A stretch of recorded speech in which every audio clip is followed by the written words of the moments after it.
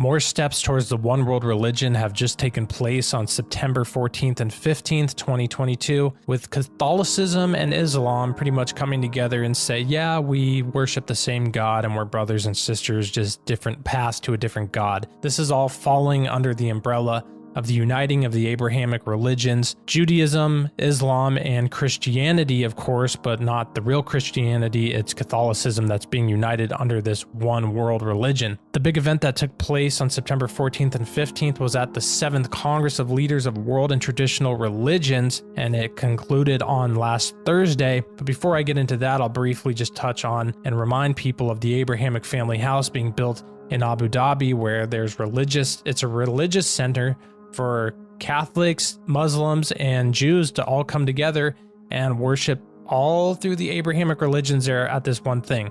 The reason this is important is because 2 Thessalonians 2:4 tells us that the Antichrist will demand the worship of himself and his image from everybody, and anyone who doesn't worship him, these people will die. Actually, they will become martyrs, because the only people who won't worship him will be true believers in Jesus Christ, which is not mentioned by Pope Francis at any of these big meetings. So let me read a little bit from this article about it. The world religions leaders today adopted the Human Fraternity document signed by His Eminence, the Grand Imam of Al-Azhar and Chairman of the Muslim Council of Elders, Dr. Ahmed Al-Taib, and His Holiness Pope Francis, their name, not mine, of the Catholic Church in Abu Dhabi in 2019. And this came during the 7th Congress of Leaders of World and Traditional Religions, which concluded on Thursday. Some highlights from the World Congress of Religions. We note that pluralism in terms of differences in skin color, gender, race, language, and culture are expressions of the wisdom of God in creation.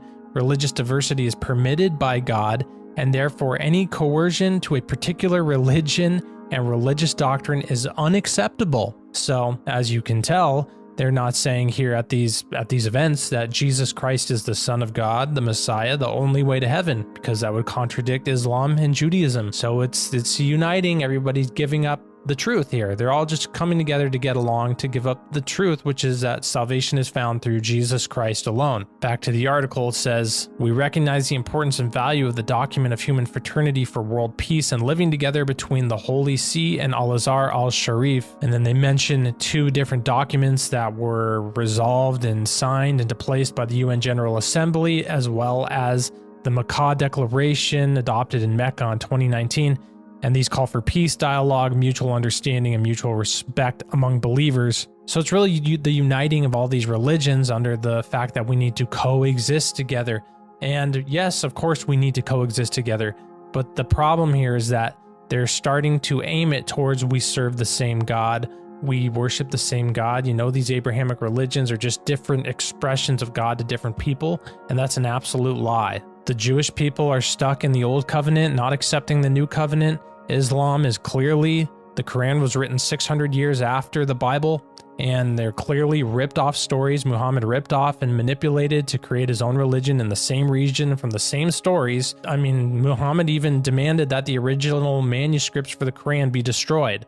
Why would he demand that? Because to cover it up, obviously. So the one truth is found within the biblical text alone, within the Old and the New Covenant mixed together, the New Covenant, salvation through Jesus Christ alone. So really it was this document of human fraternity. It was signed by the Pope and this Grand Imam and adopted at the 7th Congress of Leaders of the World and Traditional Religions in Kazakhstan. It's the uniting of the world under a one world religion that the Antichrist will be the head of eventually. A glimpse of the 7th Congress of Leaders of World and Traditional Religion. Here's from Vatican News, and I was reading through this article and noticed something interesting, that Congress, the 7th Congress of Leaders of World and Traditional Religion, came to life in 2003 in the wake of the tragic September 11th attacks of the United States and following Pope John Paul II's second Spirit of Assisi meeting in 2002. So here's just another thing that came out of the September 11th attacks. Pretty interesting to note that. Worth noting about this interfaith meeting is that it took place within a pyramid. Kind of strange that that's their building of choice. Also, Pope Francis said that his goal for this meeting was peace and unity, of course. Very similar to what we know in 1 Thessalonians 5:3, peace and security is what they'll be saying, and then sudden destruction comes on them like labor pains on a pregnant woman, and they will not escape. And that's the whole point, really, of this whole meeting, really. and this whole uniting of these religions together. Not that we shouldn't get along and not that we should be out killing each other or something, but the fact that they're trying to unite everybody under peace and security, that's exactly what the Bible says they'll be doing, because it's dropping the truth that Jesus Christ is the way to salvation, which is the true love and peace that people need to come to realize, and just accepting everybody's false doctrines and false teachings for peace and safety, and that will cause sudden destruction. Pope Francis also said at this meeting that the best way to stop religious extremism is not through following the teachings of Jesus Christ, but actually through political democracy. So just enforcing the fact that what the Antichrist will have, which will be the one world government, one world religion. And again, Pope Francis does not mention the truth that salvation is found through Jesus Christ alone, but in fact says this, and this is from Vatican News on the article called Pope in Kazakhstan Religions Key to Building World Peace and Understanding, in reference to this meeting that took place. It says, in his speech to the Congress, the Pope began by addressing everyone as brothers and sisters in the name of the fraternity that unites us as children of the same heaven. He noted that before the mystery of the infinite that transcends and attracts us, the religions remind us that we are creatures, not omnipotent, journeying towards the same heavenly goal. I mean, out of his own mouth. I mean, the fact that people who are Catholics don't see that this guy's pushing for one world religion is insane. I mean, it's absolutely clear as day that this is what he's pushing for. Saying we're all going to the same heavenly goal. That Muslims who actually have written on the Dome of the Rock building in Jerusalem actually says God has no son. And so they want to unite Catholicism with people who say God has no son, because it's clearly written, clear as day in the Bible, that you have to acknowledge Jesus as the Son of God in order to find salvation through him.